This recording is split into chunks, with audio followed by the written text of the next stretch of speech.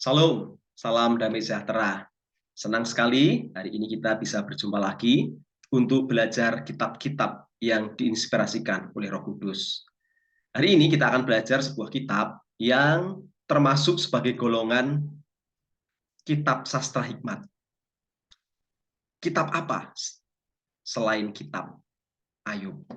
Ya, kita akan belajar kitab Ayub, sebuah kitab yang luar biasa, bukan saja karena tokohnya, tetapi drama-drama yang ada di dalamnya, dan juga implikasi-implikasi teologis yang muncul dari cerita kitab ini. Kita akan melihat beberapa hal tentang kitab Ayub.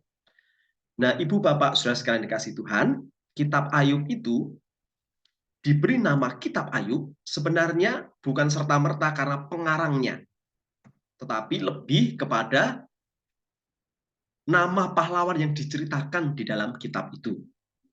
Si pengarang tidak diketahui namanya, dan bukti-bukti atau tanda-tanda menuju kepada seseorang pengarang tertentu itu sangat kurang atau sangat lemah datanya. Memang beberapa nama itu diajukan ya, sebagai contoh ya, ada Ayub, ya tokoh Ayub sendiri yang diceritakan itu kemungkinan dia sebagai penulisnya, atau Elihu, sahabatnya Ayub, atau Musa, Salomo, bahkan ada yang menyebut Yeremia. Tetapi tidak satu pun nama-nama diajukan itu secara data itu kuat mendukung bahwa betul-betul secara sah dan meyakinkan salah satu di antara mereka itu adalah penulis buku Ayub. Oke, lalu saudara, menurut Talmud, Musa itu yang mengarang buku ini. Ya, diperkirakan Musa itu mendengar cerita ketika dia di Midian, lalu mempersiapkan naskah atau menulis naskah di bawah di bawah inspirasi Roh Kudus. Nah, itu Musa ya. Musa diperkirakan. Tapi ada juga yang berpendapat bahwa itu Salomo, khususnya para rabi. Ya, para rabi dan orang lain itu eh, menganggap Salomo penulis dari buku ini atau kitab ini berdasarkan komposisi dan isi dari kitab Ayub itu sendiri. Ya, isinya berisi sastra hikmat. Ya, jadi murni karena isinya menurut para rabi. Ya. Walaupun penulis tidak diketahui, tetapi posisi kitab ini di dalam kitab-kitab kanonik sangat kuat dan tidak bisa ditentang. Ya, contoh ya, dalam gulungan Quram terdapat suatu targum. Ini targum ini terjemahan dari bahasa Ibrani ke dalam bahasa Aram. Ya, dari kitab Ayub, dan yang ditulis pada abad kedua sebelum Masehi. Ini membuktikan bahwa kitab Ayub sudah lama diterima sebagai kitab yang berotoritas atau kitab yang diinspirasikan oleh Roh Kudus, dengan kata lain sebagai bagian dari kitab kanonik. Mari kita lihat tempat peristiwa ini terjadi. Ya, tempat kisah-kisah dalam kitab Ayub itu terjadi. Ayub, sang tokoh utama itu, sangat dimungkinkan tinggal di tanah Uz menurut kesaksian pasal 1 ayat yang 1. Uz ini terletak di sebelah timur Edom. Ya, kalau saudara membaca Kejadian 10 ayat 23, kemudian 36 ayat 28, atau Yeremia 25 ayat 20, bahkan di Ratapat 4 ayat 21 memberi kesaksian di situ ya, di mana Edom itu berada. Maka kemungkinan besar Uz itu terletak di daerah Arabia Barat Laut, di daerah Wadi Sirhan, ke timur dari Amon dan Edom. Nah, ini tempat atau lokasi peristiwa yang terjadi di dalam kitab Rut. Nah, sekarang pertanyaan berikutnya muncul. Ya, kapan kitab ini ditulis? Tahun penulisannya. Dari kitab Ayub, memang kita tidak bisa mengetahui kapan persisnya kitab ini ditulis. Ada kemungkinan kitab ini ditulis antara pemerintahan Salomo dan pembuangan atau pemulangan dari pembuangan. Nah, diperkirakan Ayub itu hidup antara Abraham dan Musa. Ya, Ayub hidup antara Abraham dan Musa. Tadi seperti kesaksian tadi ya, tempat tadi ya. Tetapi mungkin kitabnya itu ditulis jauh setelah itu, beberapa abad sesudah itu. Nah, itu mengenai tahun penulisan dan tarikh. Ya, jadi waktu terjadi peristiwa itu dan penulisan kitab itu sendiri berbeda dalam hal waktu, ya, tidak satu zaman di abad-abad berikutnya.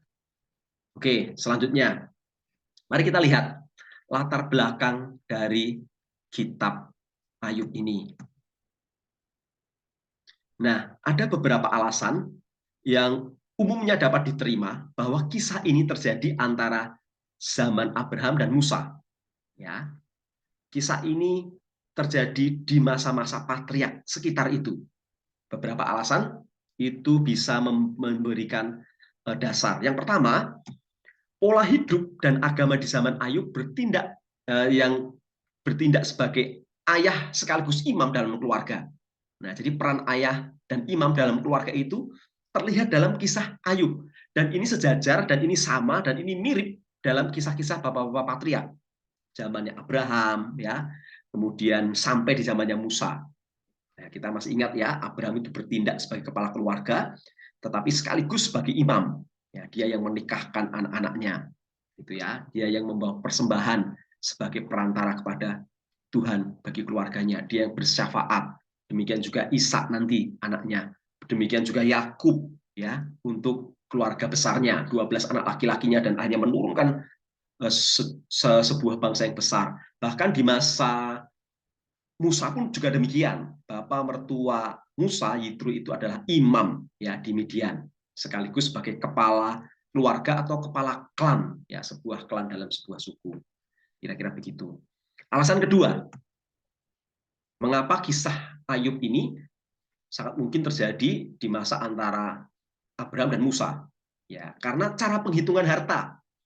Ya, harta pada waktu zaman Ayub yang diceritakan dalam kitabnya itu hampir sama persis seperti yang cara-cara penghitungan harta di dalam kisah Abraham. Ya, contoh ya, ketika ternaknya Ayub dihitung ya, pasal 1 ayat 3, kemudian di akhir ketika dipulihkan lagi, dihitung juga, ya, dikembalikan oleh Tuhan, nanti berlipat ganda, itu pasal 42 ayat 1 sampai 2. Ini mirip dengan ketika laporan tentang harta dari Abraham, Kejadian 12 ayat 16, ketika di awal pemanggilan Abraham, ya.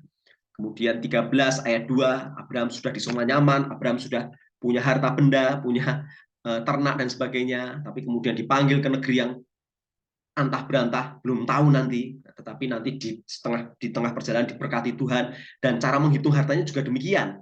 Bahkan di kisah Yakub juga demikian, dalam Kejadian pasal yang 30 ayat 42, Kejadian 32 ayat yang ke-5.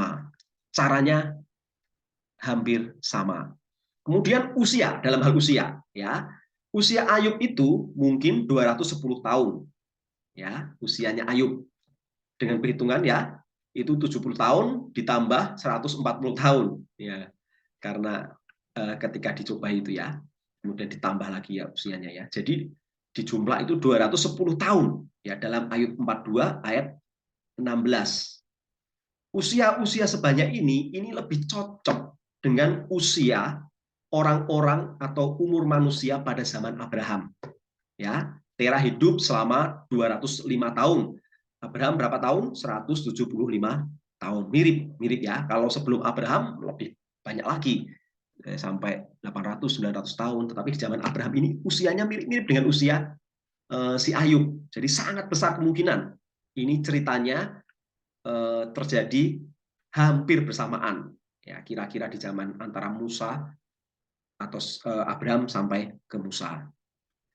Alasan keempat itu hukum Taurat tidak disinggung ya di dalam kitab Ayub ini, dan mujizat-mujizat dari keluarga juga tidak. Nah, ini ya, ini juga ini karena hukum apa ini? Hukum Taurat itu belum dibentuk pada waktu itu kan Musa nanti ya, di zaman Musa. Nah, lalu juga sudah tidak nomaden, ya, sudah tidak nomaden. Memang di zaman apa ini? Di zaman Abraham ya, orang Seba dan orang Kasdim, di kesaksian Ayub, orang Seba dan orang Kasdim itu pengembara pada zaman Abraham, tetapi pada zaman berikutnya ya mereka itu bukan pengembara lagi. Ya, berikutnya sudah tidak pengembara lagi. Lalu ini cocok dengan kisah yang ada di dalam Ayub tadi ya. Oke. Kemudian berikutnya anak perempuan Ayub bisa mendapat warisan serta anak-anak laki-laki Ayub juga. Nah, menurut hukum Taurat hanya anak perempuan ya. Menurut hukum Taurat hanya anak laki-laki. Anak perempuan itu tidak boleh menerima warisan kalau anak laki-laki masih hidup. Bilangan 27 ayat yang ke-8. Mungkin ini menunjuk kepada zaman sebelum hukum Taurat ya. Tetapi juga oleh karena Ayub dan keluarganya bukan orang Yahudi, mereka tidak harus mengikuti hukum Taurat. Ya memang ya, karena bukan orang Yahudi mungkin tidak harus mengikuti hukum Taurat, di mana anak perempuan juga mendapatkan warisan di situ. Yang terakhir ya, nama Elifas orang Teman itu mungkin menunjuk kepada keturunan Teman, cucu daripada Esau yang ayahnya bernama Elifas. Ini dalam Kejadian 36 ayat 15. Ini dimungkinkan ya, mungkin namanya sangat mirip dan mungkin dengan data-data yang sebelumnya tadi ya, itu jadi bisa masuk akal bahwa Ayub itu hidup di antara zaman Abraham sampai kepada zaman Musa. Mengenai genre kitab Ayub. Kitab Ayub itu termasuk dalam golongan naratif panjang, ya, kisah naratif yang panjang. Dengan bab 1 atau pasal 1 ayat 1 sampai 3 dan pasal 42 ayat 7 sampai 17 ditulis dalam prosa. Ya, memang itu naratif panjang, tetapi di depan dan di belakang itu ditulis dengan prosa. Kemudian di tengah-tengahnya mulai pasal yang ketiga ayat kedua sampai ke 42 ayat 6 itu ditulis dalam puisi. Jadi sebuah dua prosa ya, di depan dan di belakang itu mengapit ya bagian puisi. Ya, kira-kira di pasal 3 sampai pasal 42 di awal ya, di awal. Kemudian nanti ditutup lagi dengan prosa. Itu dalam hal umum ya, umum genre secara umum ya. Kemudian dalam perkataan-perkataan mereka terdapat banyak genre dan subgenre dalam dialog yang terjadi di dalam sepanjang kitab itu. Banyak sekali genre dan subgenrenya. Ya, beberapa di antaranya itu adalah penghiburan ya. Kemudian nanti ada lagi tuduhan. Ya, kemudian ada lagi nanti pujian kepada Allah. Ya. Kemudian nanti ada nasib orang benar, ya, nasib orang baik, nasib orang fasik, instruksi hikmat, kemudian desakan untuk mencari Allah, ancaman, panggilan bertobat dan lain-lain. Ya. Nah, dalam perkataan Ayub ada yang menjawab perkataan teman-temannya dan ada juga yang langsung diajukan kepada Allah. Semakin Ayub menjadi yakin bahwa teman-temannya tidak memiliki jawaban untuknya, ia semakin banyak berbicara langsung kepada Tuhan. Itu cirinya ya, itu cirinya. Oke. Kemudian kita lihat ya lebih detail tentang genre dan subgenre dalam perkataan Ayub. Ya, genre dan subgenre dalam perkataan Ayub. Ada yang ratapan, ya kan? Ada juga gugatan di situ. Ya. Ada juga petisi. Ada juga pujian kepada Allah. Ada juga pernyataan tidak bersalah. Ya, termasuk afirmasi kepercayaan kepada Allah. Kemudian nanti instruksi hikmat, ya, peringatan kepada teman-temannya, dan perbantahan terhadap sukses orang fasik. Nah, genre perkataan Elihu adalah perbantahan, ya, dan kedua perkataan Yahweh bisa dimengerti sebagai himne tentang ciptaan. Tetapi dengan menambah pertanyaan retoris, himne itu menjadi tuduhan atau perbantahan, namanya disputation. Itu kira-kira genre dari kitab Ayub. Oke, sekarang kita lihat yang berikutnya adalah struktur dari kitab Ayub. Ya, struktur kitab Ayub itu meliputi ya ada pendahuluan, ya pendahuluan itu ada di pasal-pasal awal ya. Kemudian nanti ada keluhan Ayub yang pertama, itu mulai pasal yang ketiga. Mulai pasal yang ketiga.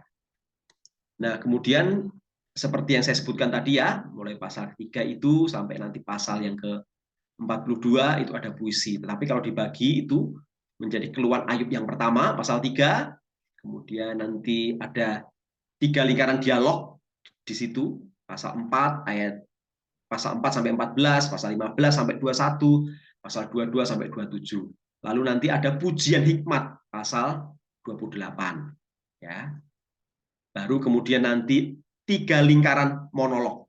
Ya, kalau tadi 3 lingkaran dialog, sekarang 3 lingkaran monolog. Ayub pasal 29 sampai 31, kemudian Elihu pasal 32 sampai 37, kemudian Allah, ya ini monolog dari Allah pasal 38 sampai pasal 42.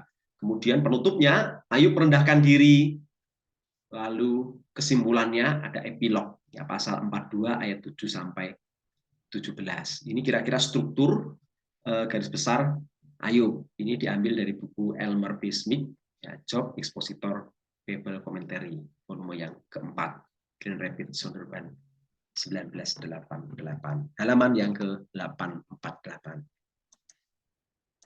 Selanjutnya, nah kita akan membahas sekarang tema-tema teologis yang ada di dalam kitab Ayub.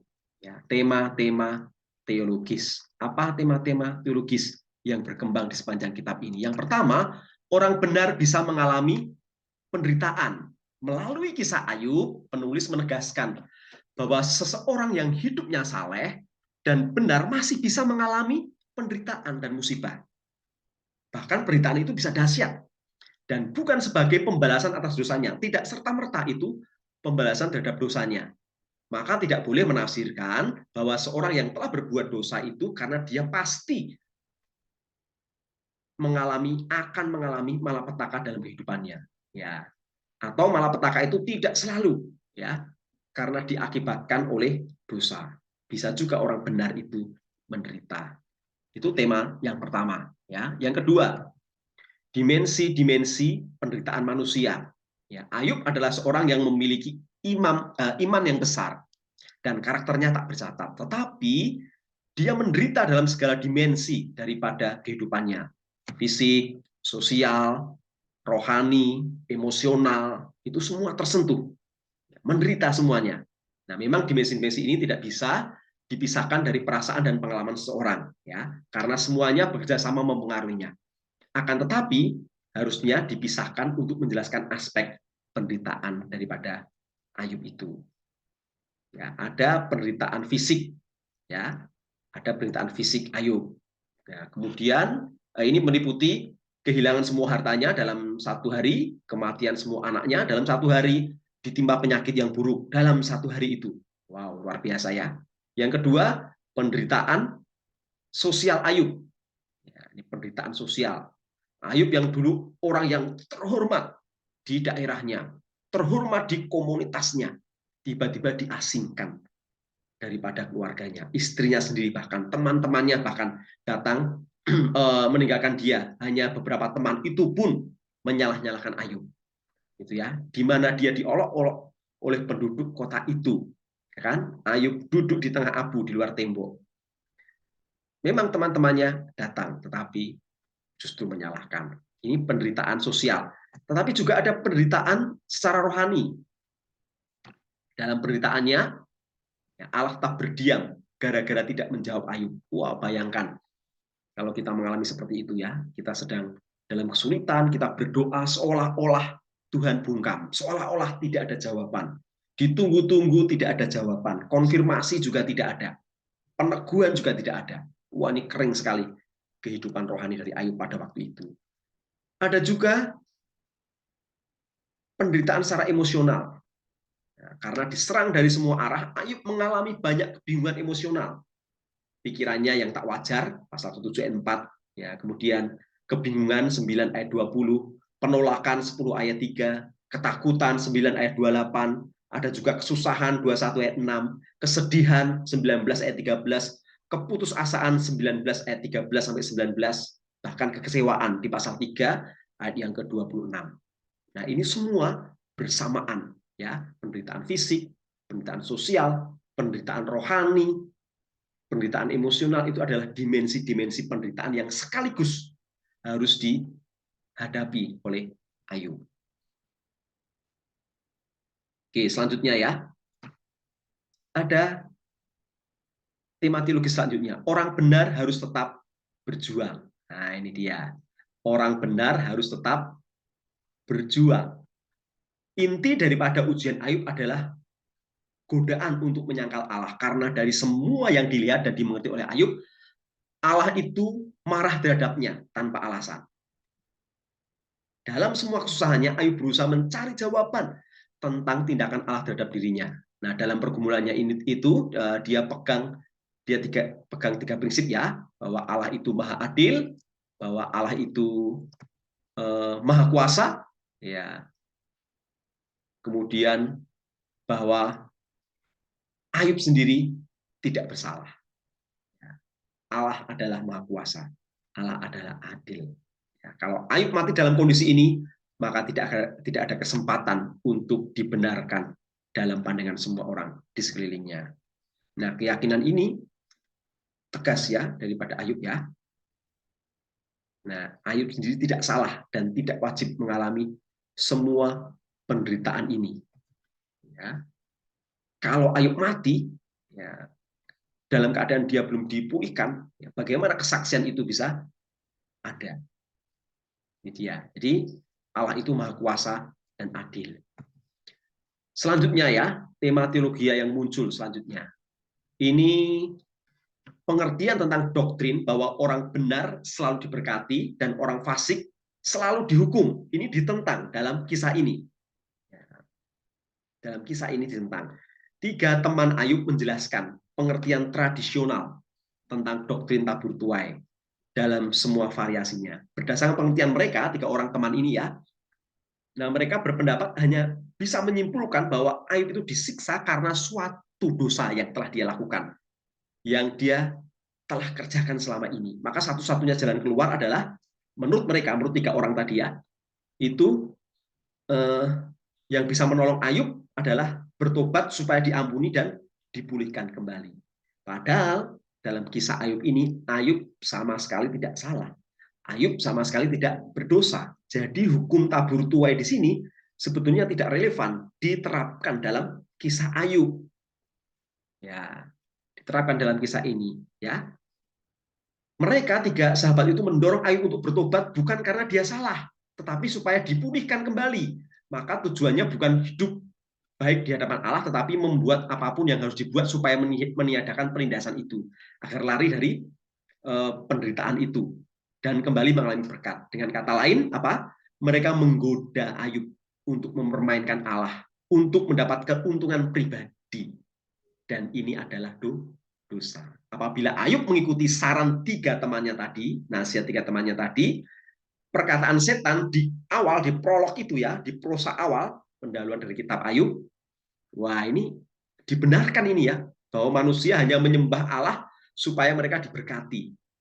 Dan bukan karena mereka menghargai persekutuan dengan Allah di atas berkatnya, tetapi Ayub menang terhadap tantangan iblis itu. Karena Ayub tidak seperti tiga sahabatnya ya, kemudian dia merendahkan diri, minta ampun kepada Tuhan, bukan karena agar dia dipulihkan, tidak, tetapi karena dia mengenal Allah yang sesungguhnya dari semua penderitaan itu. Dia merendahkan dirinya sedemikian rupa, dia mengakui kedaulatan Tuhan.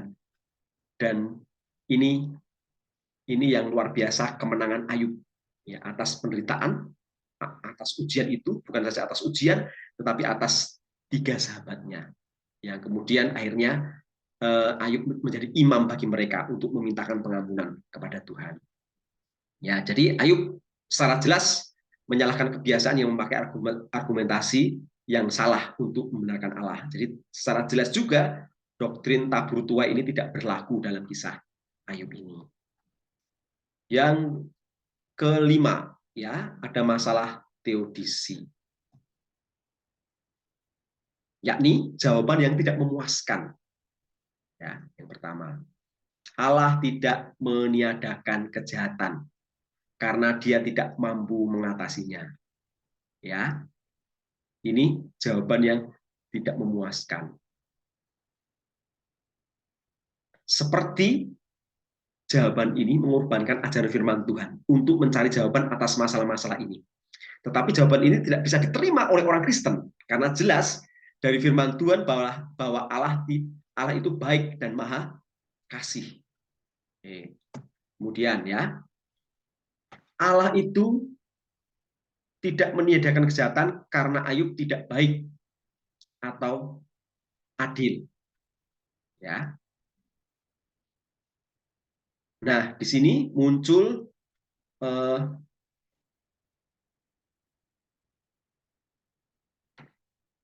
di sini jawaban ini juga tidak bisa diterima ya.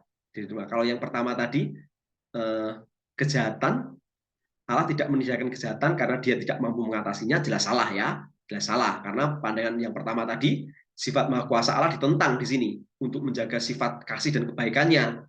Ini teologi proses dan beberapa aliran lain memakai jawaban ini. Ya, yang pertama ya, yang pertama. Tapi karena jelas dari firman Tuhan bahwa Allah maha kuasa dan berdaulat, maka jawaban ini ditolak. Jawaban kedua juga ditolak. Ya, karena tidak bisa diterima oleh orang percaya ini ya. Karena jelas firman Tuhan bahwa Allah itu baik dan maha kasih. Jadi ini jawaban yang tidak memuaskan, Julia. Kita tolak keduanya.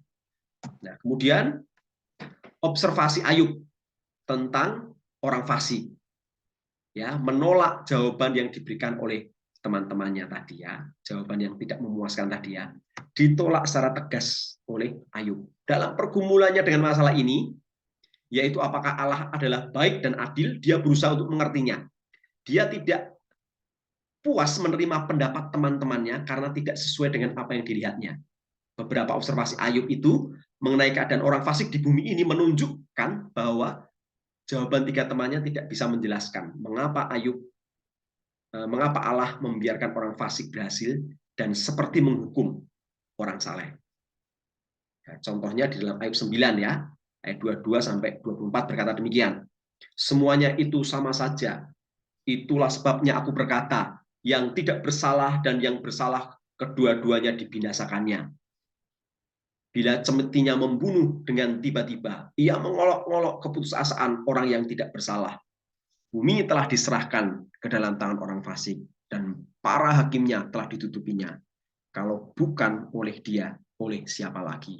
Ayub 9, 22 sampai 24. Nah, di sini Ayub belajar, di sini Ayub mengerti, di sini Ayub bertumbuh di dalam teologianya dengan Tuhan, dan itu kemenangan Ayub.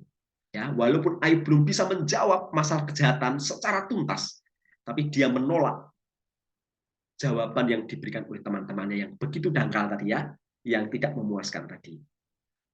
Nah, tetapi nanti muncul juga jawaban Elihu. Ya.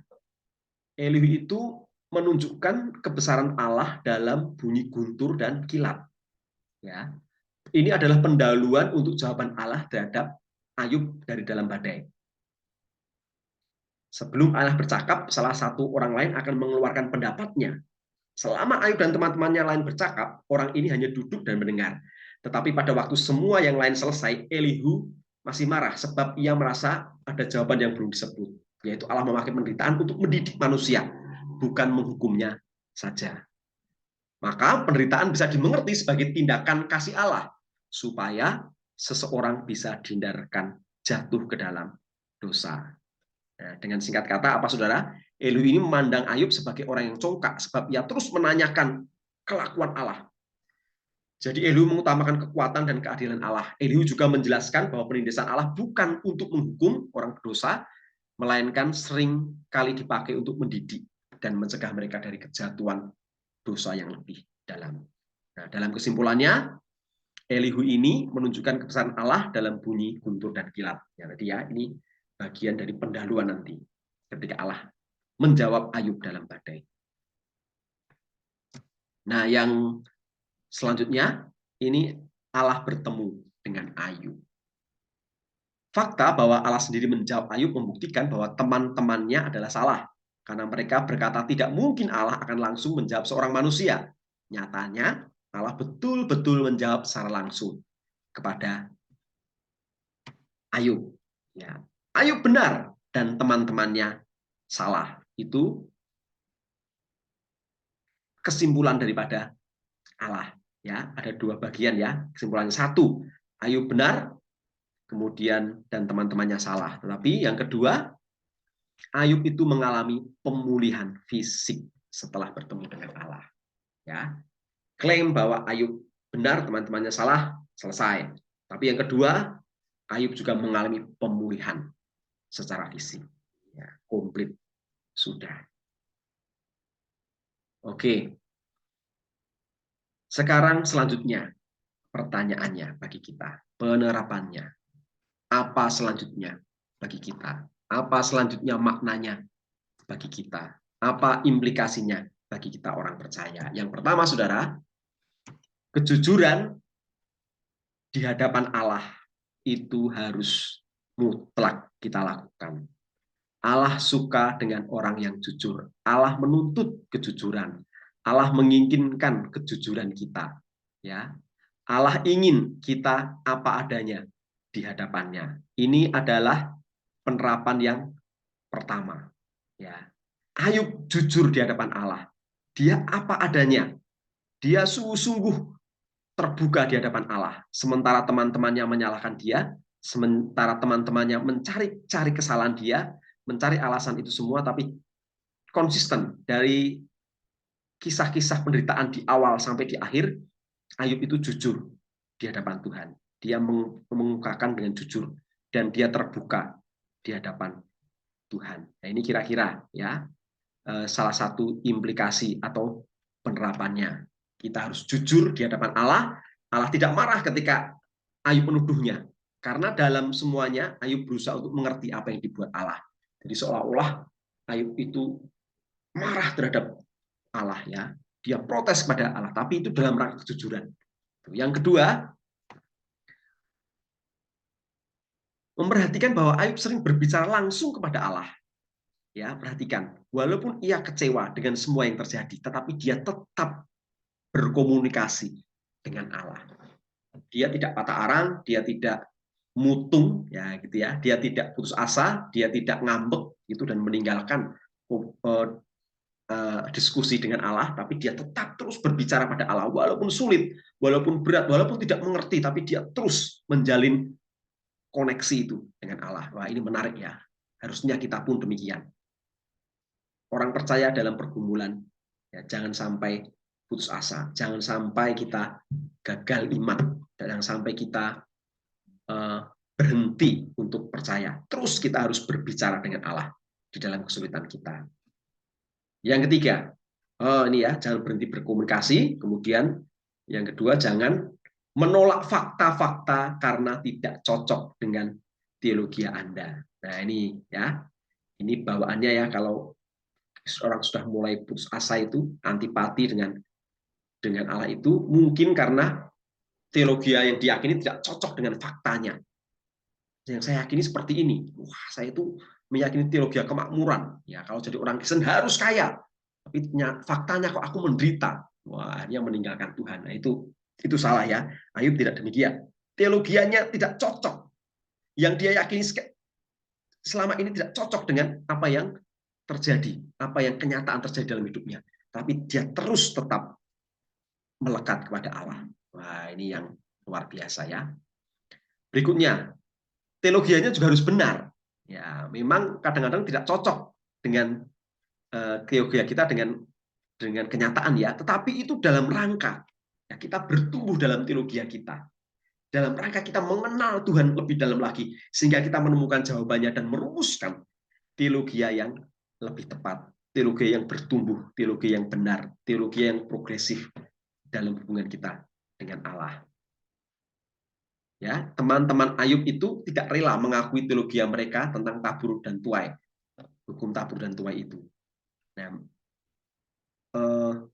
pengertian mereka tentang hukum tabur dan tuai itu tidak lengkap, gitu ya. Mereka tidak mengakui bahwa orang fasik itu bisa berhasil. Kemudian mereka juga tidak mau mengakui bahwa orang benar bisa menderita. Nah, mereka bingung mereka ya dengan teologi mereka dan tidak mau menggali lebih dalam kebenaran ini, sehingga akhirnya mereka gagal. Jadi kita harus merumuskan teologi yang benar dengan pendalaman kita, tetapi juga dengan pengalaman yang kita hadapi, ya. Dan kita gumuli itu terus, dan nanti kita bisa merumuskan teologi yang bertumbuh, teologi yang baik. Kemudian yang keempat, hubungan pribadi dengan Allah lebih daripada segalanya. Ini dia ya.